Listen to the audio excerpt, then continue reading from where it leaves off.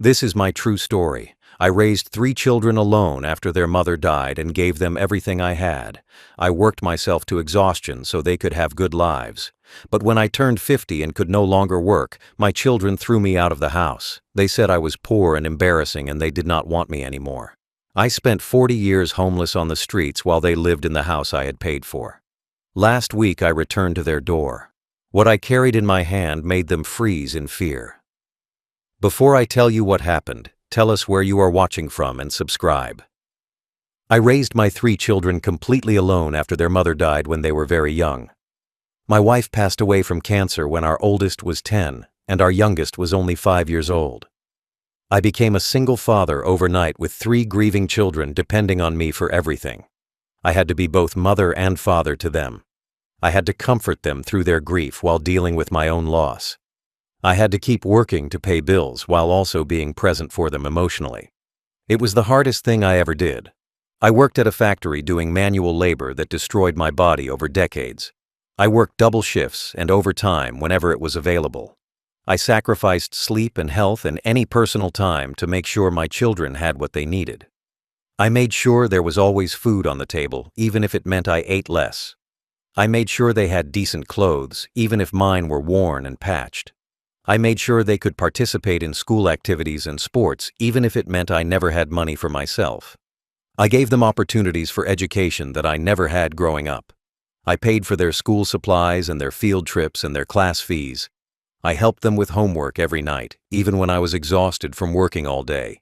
I attended every parent-teacher conference and every school event. I pushed them to study hard and go to college. I wanted them to have better lives than mine. I wanted them to not have to break their bodies doing factory work like I did. I sacrificed every comfort I might have enjoyed. I never went on vacation. I never bought new clothes unless my old ones were literally falling apart. I never went out to eat or to movies or did anything that cost money. Every single dollar I earned went toward raising my children and giving them a good life. I drove an old car that barely ran because I could not afford a better one. I lived in a small house that needed repairs because fixing it was not a priority compared to my children's needs. I sacrificed every dream I had for myself. I had once wanted to go back to school and learn a trade. I had wanted to travel and see places beyond my hometown. I had wanted to have hobbies and interests outside of work. But all of that got pushed aside because my children came first. They were my priority and my purpose. Their happiness and success mattered more than anything I wanted for myself. I believed that was what good fathers did. They put their children first, no matter what it cost them. I sacrificed every moment of rest I might have had. When I was not working, I was taking care of the house and cooking meals and doing laundry and helping with homework. There was no downtime. There was no relaxation. I was always doing something for someone else. My entire life revolved around my children and making sure they were okay. I fell into bed exhausted every night and woke up tired every morning to do it all again. I believed that the love I poured into them would be returned when I got old. I believed that when my hair turned gray and my hands grew weak with age, my children would take care of me the way I had taken care of them. I believed that all my sacrifices would mean something. I believed that they would remember everything I had done for them, and they would want to repay that love. I believed family loyalty went both ways, and that children took care of parents who had taken care of them. I worked until my body could not work anymore. The decades of manual labor caught up with me. My back was destroyed from lifting heavy loads. My knees were shot from standing on concrete floors. My hands had arthritis from repetitive motions. By the time I turned 50, I could barely walk without pain. I had to retire because I physically could not do the job anymore. And that is when everything fell apart. That is when I learned that all my sacrifices and all my love meant nothing to the children I had raised. When I turned 50 and had to retire from the factory because my body was destroyed, my children called a family meeting. I thought maybe they wanted to discuss how we would all adjust now that I was not working. I thought maybe they wanted to help me figure out how to live on my small pension. I thought it would be a conversation about families supporting each other through a difficult transition. I was wrong about everything. My 3 children sat across from me at the dining table in the house I had paid for with decades of factory work. Their faces were cold and distant. There was no warmth in their eyes when they looked at me. My oldest son, who was now 40 years old, took the lead in the conversation. He said they had been discussing my situation and they had come to a decision. He said I had become a burden they could not afford to carry anymore. He said I was poor and had no money to contribute to the household expenses. He said my pension was barely enough to cover my own needs, let alone help with bills. He said they all had their own families and their own financial obligations. He said keeping me in the house was not fair to them. His words were clinical and cold, like he was discussing a business transaction, not talking about his father who had raised him. My daughter spoke next. She said I was embarrassing to them. She said I looked too poor and too old, and it reflected badly on them when their friends or colleagues visited. She said they had reputations to maintain in their professional and social circles. She said having an elderly father who looked like he had worked manual labor his whole life living with them made them look unsuccessful. The cruelty of her words took my breath away. My youngest son agreed with his siblings. He said they had built good lives for themselves, and they deserved to enjoy those lives without taking care of an elderly parent who had nothing to offer them. He said it was not their responsibility to house me or support me. He said I should have saved money or planned better for retirement. He was blaming me for being poor after I had spent every dollar I earned raising them. They told me they had already packed my belongings. My things were in garbage bags by the front door. They had gone through my room while I was out earlier that day and put everything I owned into trash bags like I was garbage being thrown out. They said I needed to leave that day. They said they had already changed the locks and I would not be allowed back in. They were evicting their own father from the house he had worked 40 years to pay for. I could not believe what I was hearing. I asked them how they could do this to me. I reminded them of everything I had sacrificed for them. I reminded them of the double shifts I worked so they could go to college. I reminded them of the times I went without so they could have what they needed. I reminded them I had raised them alone after their mother died. But my words meant nothing to them. They had made up their minds. My oldest son stood up and said the discussion was over. He said I needed to take my bags and leave. I sat there in shock, unable to move. My daughter said if I did not leave, they would call the police and have me removed for trespassing. They were threatening to have their own father arrested. The people I had loved and sacrificed for were treating me like a criminal.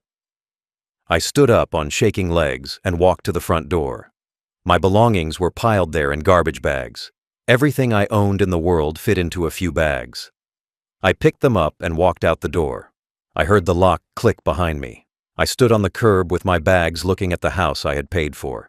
The house where I had raised my children, the house they were now keeping while throwing me out. I was 50 years old and homeless because my children decided I was too poor and too embarrassing to deserve shelter. The day they threw me out was not the first time my children had shown me cruelty. They had spent years before that slowly eroding my dignity in ways that were calculated and deliberate. Looking back, I realized they had been building up to throwing me out by gradually treating me worse and worse. They had been dehumanizing me bit by bit, so that when the time came to discard me completely, they would feel no guilt about it. They made me eat separately when they had guests visiting the house. If they were having friends over for dinner or hosting colleagues, I was not allowed to eat with them. They would make me take my food to my bedroom or to the basement and eat alone while they entertained. They said I looked too poor and too old, and it would embarrass them if their guests saw me. They did not want people knowing they had a father who looked like a working-class factory laborer. They wanted to pretend they came from wealth and success. They introduced me to people as just the old man who lives here. Not as their father. Not as the man who raised them. Just as some random old person they were tolerating in their house. They never acknowledged our relationship in front of others.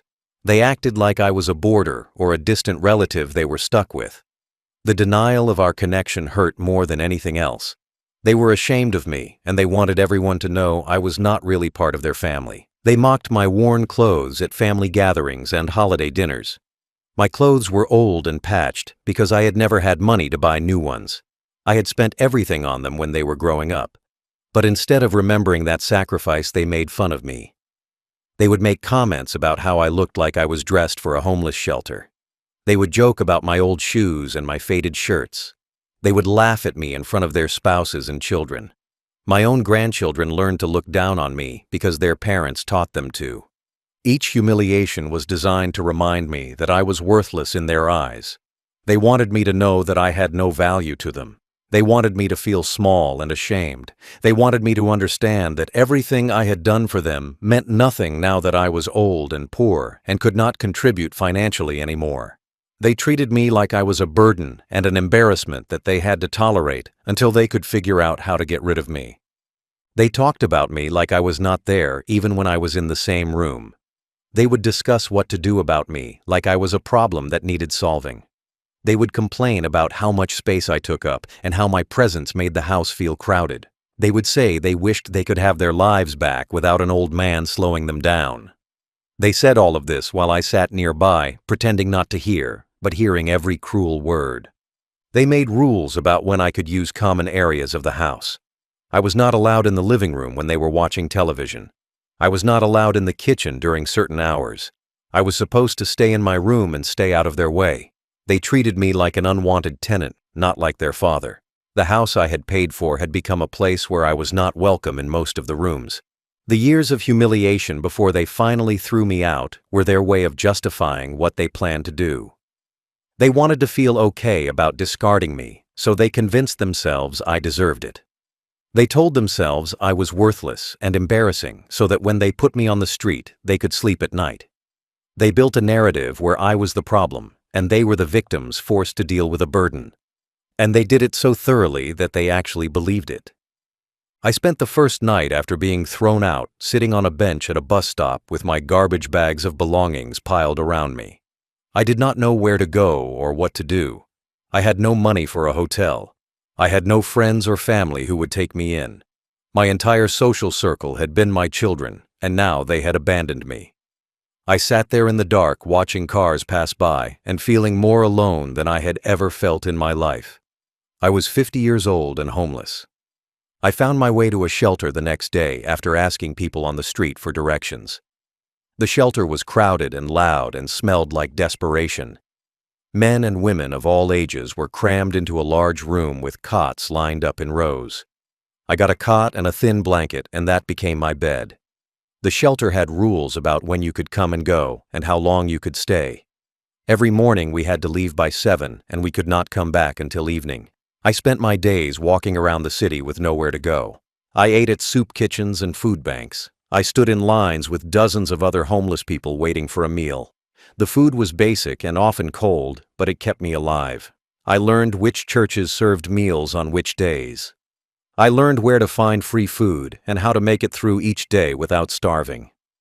My children, who I had made sure never went hungry, had left me to scrounge for meals like a beggar. I saw my children driving past me multiple times over the years. They had expensive cars that they had bought with the money they saved by not supporting their father. I would be standing on a street corner or sitting on a bench, and one of them would drive by. Sometimes they saw me. I could tell by the way they quickly looked away or sped up. They knew I was there, but they did not stop. They did not offer help. They pretended I did not exist. At 70 years old, I was still living in shelters and eating at soup kitchens. 10 years had passed since they threw me out, and my situation had not improved. My body was getting weaker. My health was declining from living on the streets and not having regular access to medical care. I had aged rapidly from the stress and the harsh conditions. I looked like I was 80, even though I was only 70. Homelessness had destroyed what was left of my body that the factory had not already broken. The house I had worked my fingers bloody to pay for was still standing in the same neighborhood. My children still lived there. They had renovated it and made it beautiful. They hosted parties and gatherings.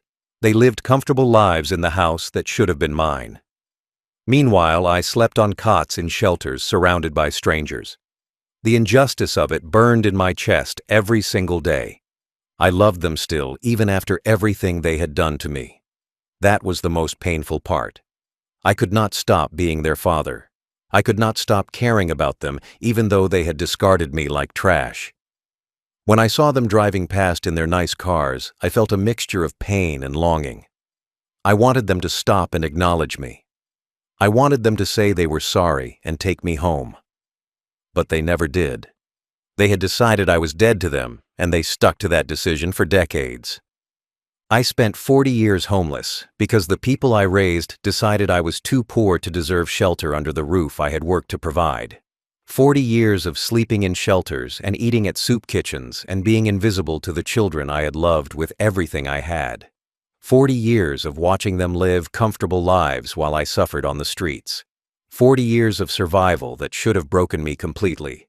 But somehow I survived, and I built something they never expected. About 5 years after becoming homeless, I met a man at the shelter who would change my life. His name was Thomas, and he was in his 50s. He had been homeless for a while, but he was different from most people in the shelter. He had skills and ideas, and he was actively trying to get back on his feet. We started talking one evening, and he told me about a business he was building. He refurbished old furniture that people threw away and sold it online for profit. Thomas saw potential in me that my own children never saw. He said I had good hands and a strong work ethic despite my age. He said the furniture refurbishing business did not require much startup money, just time and effort. He offered to teach me everything he knew. He said if I was willing to work hard, I could make enough money to get off the streets. I had nothing to lose, so I agreed to learn from him. We started by pulling furniture from dumpsters and from curbs where people left things they did not want. We would find old chairs and tables and dressers that were damaged or dirty. Most people saw garbage, but Thomas taught me to see possibility. He showed me how to sand and paint and repair furniture to make it look new again. He taught me which pieces were worth the effort and which ones should be left behind. I worked 16-hour days learning the trade and refurbishing furniture. We rented a small storage unit with money Thomas had saved. We used that as our workshop. I would spend all day every day in that storage unit sanding wood and painting surfaces and fixing broken drawers. My hands that had been destroyed by factory work found new purpose in creating something beautiful from something discarded. The irony was not lost on me.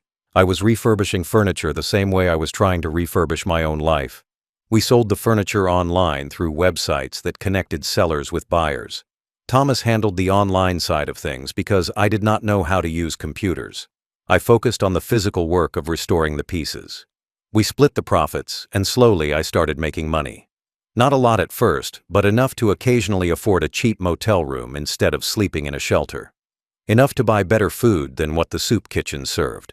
Enough to give me hope that maybe I could survive. Over the years, the business grew. I learned everything Thomas knew, and then I learned more on my own. I developed an eye for valuable pieces. I learned which styles were in demand. I learned how to price things to sell quickly while still making good profit. Thomas eventually moved on to other opportunities, but I kept the business going. What had started as survival became something more. It became my purpose and my pride. I worked on that business for 40 years with relentless determination. Every piece of furniture I restored was proof that I was not worthless like my children believed. Every sale I made was evidence that I had value and skills. Every dollar I earned was a step toward reclaiming my dignity. The business grew from barely keeping me alive to actually making me successful. I was making more money than I had ever made at the factory. I saved almost everything I earned. I lived cheaply and put money away. After decades of saving and growing the business, I had accumulated wealth I never imagined possible. I owned the storage unit outright. I had money in the bank. I had investments. The homeless man my children had thrown away had become quietly wealthy through 40 years of hard work and smart decisions. But my children had no idea. They had stopped thinking about me decades ago. They assumed I was dead or still living in shelters. They had no idea what I had become or what I was planning. Last week I returned to the neighborhood where my children had abandoned me 40 years ago. I was now 85 years old. My body was worn from decades of hard labor both in the factory and in the furniture business. But I stood straight with purpose. I had spent months planning this moment. I had done research and hired professionals and prepared everything carefully. I was not coming back as the broken homeless man they had thrown out. I was coming back as someone they would have to reckon with. I found their house easily. It was the same house where I had raised them, the same house I had paid for with my factory wages. The house they had kept when they threw me out. Over the decades, they had maintained it well. They had done renovations and updates. The house looked beautiful and expensive. I had researched the property and learned it was now worth approximately $2 million based on recent sales of similar homes in the area. My children had benefited enormously from the house I had provided. I knocked on the door on a Saturday afternoon wearing a tailored suit I had bought specifically for this occasion. The suit was expensive and well-fitted. I looked like a successful businessman, not like a homeless man or a factory worker. I carried a leather briefcase that contained documents I had spent months preparing. Standing next to me was my real estate attorney, who I had hired weeks earlier. Next to him was a police detective who I had contacted and who had agreed to accompany me after reviewing the evidence I provided. My oldest son opened the door. He was now 60 years old. His hair was gray and his face showed his age. He looked at me for a moment without recognition. 40 years had passed and I looked very different. I was older and thinner, and I was dressed in a way he had never seen me dress. But then recognition slowly dawned on his face. His expression went from confusion to shock to something close to horror. His face drained of color as he realized who was standing on his doorstep. He tried to speak, but no words came out at first. He just stared at me like he was seeing a ghost. Finally, he managed to say "Dad" in a voice that was barely a whisper.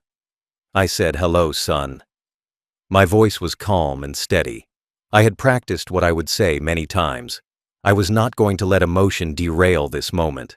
I had a plan, and I was going to execute it perfectly. My daughter and youngest son appeared behind my oldest son, drawn by the commotion at the door. They looked at me, and their faces showed the same progression of emotions. Confusion, then recognition, then shock, then fear. All three of my children were now standing in the doorway, staring at the father they had thrown away 40 years ago. The father they had assumed was long dead. I was back, and I was clearly not the broken man they remembered. I said, "I am here to buy your house." My words were clear and direct. I reached into my briefcase and pulled out a cashier's check that I had obtained from my bank the day before. The check was made out for $2,500,000. I held it up so they could see it clearly. I said, "This is a cash offer for $500,000 over the current market value of the property." I said the closing would happen in 2 weeks. I said they had 14 days to vacate the property where they had thrown their father out 4 decades ago. My oldest son's hands trembled as he reached out to look at the check. He held it like it might disappear. His siblings crowded around him to see. Their faces showed shock and disbelief. They could not understand how their homeless father had $2.5 million. They could not process what was happening. They had thought I was dead or destitute. Instead, I was standing on their doorstep in an expensive suit with enough money to buy their house. The fear in their eyes was everything I had hoped to see. My son held the cashier's check in his shaking hands, staring at the numbers like they might be fake. $2,500,000 was printed clearly on the check. It was real and valid and drawn from a legitimate bank. I could see his mind racing, trying to understand how this was possible. How did his father, who he had thrown out as a penniless old man, now have enough wealth to buy their house with cash? How had the homeless man they discarded become someone who could offer $500,000 over asking price? I pulled out additional documents from my briefcase. I handed them to my attorney, who began explaining the terms of the offer. The offer was cash, with no contingencies. The closing would happen in exactly 14 days. They would need to vacate the property completely by that date. All furniture and belongings would need to be removed. They would leave the house empty and clean. If they accepted the offer, they would receive the full payment at closing. If they refused the offer, other options would be pursued. My daughter found her voice first. She asked where I got this money. Her tone was accusatory, like I must have done something illegal. I smiled coldly and said I built a business over the past 40 years refurbishing furniture. I said I started by pulling pieces from dumpsters while you drove past me in your expensive cars. I said I worked 16-hour days in a storage unit building something from nothing. I said the homeless man you threw away became successful through hard work while you lived comfortably in the house I paid for. My youngest son asked why I would want to buy this house. He asked why I would pay so much money for a property that had so many bad memories. I said this house represents 40 years of my labor. I said I worked in a factory destroying my body to pay for this house so you could have a home. I said, when you threw me out, you stole something that was rightfully mine. I said, now I am buying it back, and you will leave, just like you made me leave. My oldest son tried to refuse the offer. He said the house was not for sale, and they had no intention of moving. I nodded and said that was their choice. But then I gestured to the police detective standing next to my attorney. I said if they refused the sale, we would proceed with the alternative plan. The detective stepped forward and pulled out his badge and identification. He introduced himself as a detective with the Elder Abuse Unit. The detective explained that I had filed a formal complaint about what my children had done to me 40 years ago. I had provided extensive documentation, including photographs of myself shortly after being thrown out. I had medical records showing the decline in my health from living on the streets. I had statements from neighbors who had witnessed them putting me out with garbage bags. I had documented every instance of abuse and humiliation they inflicted on me before and after throwing me out. The detective said the evidence was substantial and clear. My children had committed elder abuse and neglect. They had abandoned a vulnerable senior citizen who was their dependent. They had done so with full knowledge that I had nowhere to go and no resources. They had caused me harm, both physical and emotional. The statute of limitations on these crimes was complex, but the detective believed there was sufficient basis to file criminal charges. My children's faces went from shock to absolute terror. The possibility of criminal charges and jail time was suddenly very real. They started talking over each other, trying to explain or justify what they had done. They said it was complicated, and I did not understand their situation at the time. They said they had made mistakes, but it was so long ago. They said surely I did not want to destroy my own children with criminal charges. I said the criminal case would proceed regardless of whether they accepted my real estate offer. The two things were separate. However, I noted that refusing to sell me the house while also facing criminal charges would be a very difficult position. I suggested they think carefully about their options. They had 24 hours to decide whether to accept the cash offer. The detective pulled out a folder from his briefcase and opened it on the doorstep so my children could see what was inside. The folder contained photographs of me from 40 years ago, shortly after they had thrown me out. The photos showed a thin, elderly man with hollow eyes sitting on a bench with garbage bags beside him. The photos showed me standing in line at a soup kitchen. The photos showed me sleeping in a shelter surrounded by other homeless people. The visual evidence of what my life became after they abandoned me was undeniable. The detective explained that elder abuse and neglect were serious crimes that carried significant penalties. He said the evidence I had provided was extensive and well documented. He said neighbors from 40 years ago had been interviewed, and many remembered seeing my children put me out of the house with my belongings in trash bags. He said several neighbors had been disturbed by what they witnessed, but had not reported it at the time. Now they were willing to provide statements. Medical records showed the decline in my health after becoming homeless. The detective said I had been relatively healthy before being thrown out. But within months of living on the streets, I developed multiple health problems from exposure and malnutrition and lack of proper medical care. The records showed a clear correlation between my children's actions and the harm I suffered. That correlation established that their neglect directly caused me injury. The detective said the district attorney's office had reviewed the case and determined there was sufficient evidence to file charges. The charges would include elder abuse, neglect of a dependent adult, and potentially financial exploitation since they had kept the house I paid for while making me homeless. Each charge carried potential jail time. If convicted, my children could face years in prison and substantial fines. Their professional licenses and careers would be destroyed. Their reputations would be permanently ruined. My daughter started crying and saying this was not fair. She said it happened so long ago and they were different people now. She said they had families and jobs and lives that would be destroyed by criminal charges.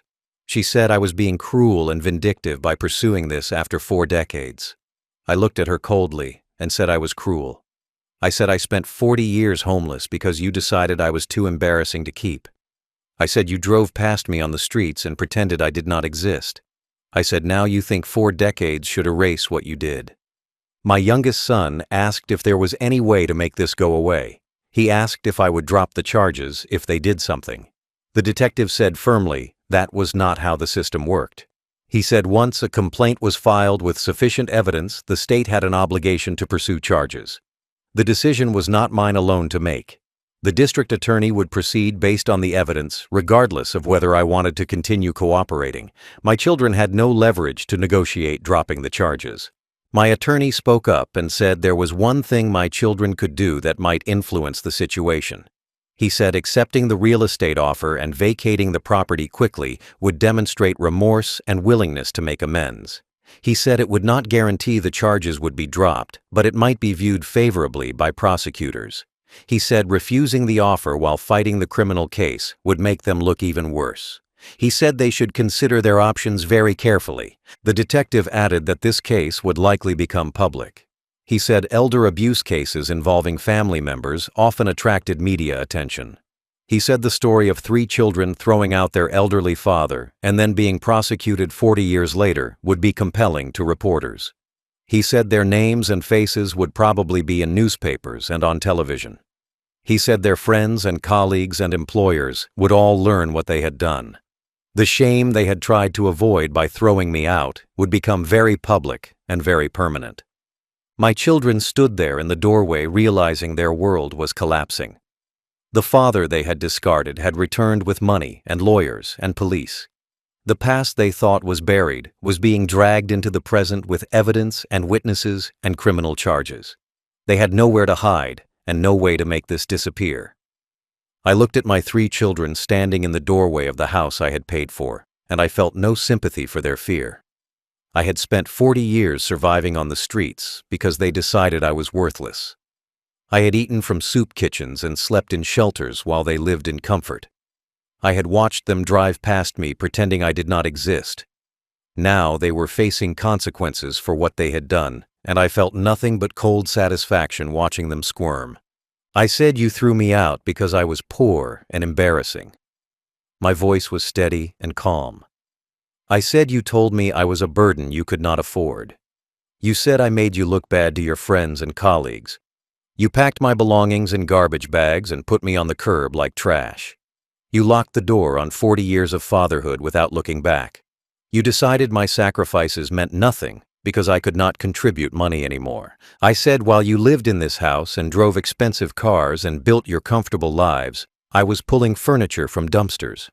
I was working 16-hour days in a storage unit with my destroyed hands trying to survive. I built a business from literal garbage while you enjoyed the fruits of my lifetime of labor. I turned thrown-away furniture into a multi-million-dollar business. The homeless man you discarded became wealthy through determination and hard work you could never understand. I said now I am standing here with a cashier's check for $2.5 million to buy the house you stole from me. I said the money is real and the offer is legitimate. I said you will take this offer because you have no choice. The alternative is facing criminal charges with overwhelming evidence and public humiliation that will destroy everything you built. I said either way, you will lose this house. The only question is whether you lose it through a sale or through a criminal proceeding. My oldest son asked if I really intended to see them go to jail. He asked if I had so little love left for my children that I would destroy them. I said you had so little love for your father that you left him to die on the streets. I said you drove past me for 40 years without stopping. I said you pretended I did not exist because acknowledging me would have been inconvenient. I said I loved you enough to sacrifice everything for you. You loved me so little that you threw me away when I was no longer useful. My daughter said they were sorry for what they did. She said if they had known I would survive and succeed, they would have made different choices. I laughed at that and said, so you are not sorry for throwing me out. You are sorry I did not stay broken and forgotten. You are sorry I came back with money and power. You are sorry there are consequences. That is not remorse. That is just regret that your cruelty did not work the way you planned.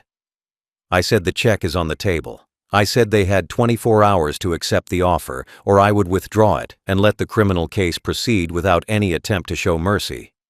I said if they accepted, they would vacate in 14 days and leave everything behind. I said they would walk away with the money but without the house. I said they would experience a small fraction of what they did to me when they took my home and left me with nothing. I said the charges are real and the evidence is overwhelming. I said their reputations will be destroyed when this becomes public. I said their friends will learn they threw out their elderly father. I said their colleagues will know what kind of people they are. I said the shame they tried to avoid by making me eat separately and introducing me as just the old man will become very public and very permanent. I said they had spent 40 years trying to pretend I did not exist. Now everyone would know exactly who they were and what they had done. I turned and walked away from the doorway, leaving them standing there with the check and the legal documents and the weight of their choices finally catching up with them after 4 decades. They took my offer because they had no choice. 24 hours after I stood on their doorstep, they called my attorney and said they would accept the terms. The legal pressure was too much. The criminal charges were too serious. The evidence of their cruelty was too overwhelming. The prospect of public scandal was too terrifying. They agreed to sell me the house for $2.5 million and vacate within 14 days. They had decided that taking the money and running was better than fighting a battle they could not win. The closing happened exactly 2 weeks later in a lawyer's office. My 3 children sat on one side of the conference table, and I sat on the other with my attorney. They signed all the documents transferring ownership of the house to me. I watched them sign away the property I had paid for 40 years ago. I watched them give back what they had stolen when they threw me out. The house that represented my lifetime of factory labor was finally mine again, legally and completely. They received the $2.5 million at closing. The money was wired to their accounts and they walked away wealthy from the sale. But they walked away without the house and without their dignity. They had to divide the money 3 ways, which gave each of them about $800,000 after taxes and fees. It was a lot of money, but it was also the last thing they would ever get from me. Our relationship was over permanently. The criminal charges moved forward despite the sale. The district attorney had decided the case was too strong to drop. My children were formally charged with elder abuse and neglect. The case went to trial and the evidence was presented to a jury. The photographs of me homeless, the medical records showing my health decline, the neighbor testimony about watching them throw me out, the documentation of years of humiliation before they finally discarded me. The jury heard everything. My children were convicted on multiple counts. The judge sentenced them each to probation and community service and substantial fines. They avoided jail time because of their ages and lack of prior criminal records, but their lives were still destroyed. The conviction meant they had permanent criminal records. Their professional reputations were ruined. Employers and clients learned what they had done. Some of them lost their jobs. Their friends and social circles abandoned them. The shame they had tried to avoid became their permanent reality. I own the house now. The same rooms where they humiliated me and made me eat separately and called me embarrassing are mine. I renovated the entire house to erase any trace of them. I tore out walls and updated everything and made it beautiful. The house is now filled with peace instead of contempt. I live there alone, and I feel no loneliness because I finally have justice after 40 years of waiting. My children have tried to contact me multiple times. They send letters and emails asking for forgiveness. They say they have learned their lesson and they understand what they did was wrong. They say they want a relationship with me again. But I never respond. They threw me away when I was vulnerable, and now they are experiencing what it feels like to be rejected and ignored. The difference is, I spent 40 years homeless while they just lost their reputations. My suffering was infinitely worse than theirs. They spent their inheritance money on lawyers trying to fight the criminal charges. Most of the $2.5 million is gone now. They are not wealthy anymore. They are not successful anymore. They are convicted criminals with ruined reputations trying to rebuild lives that will never be what they were. Meanwhile, I live in the house they stole, enjoying the peace of knowing justice finally arrived, even if it took 4 decades. I returned after 40 years, not just for revenge, but to buy back the respect they thought they had thrown away forever. They learned that treating people as disposable has consequences. They learned that cruelty can come back to haunt you decades later. They learned that the father they underestimated was stronger and smarter than they ever imagined. Sometimes justice takes 40 years, but when it arrives, it comes with interest that compounds into something they can never escape.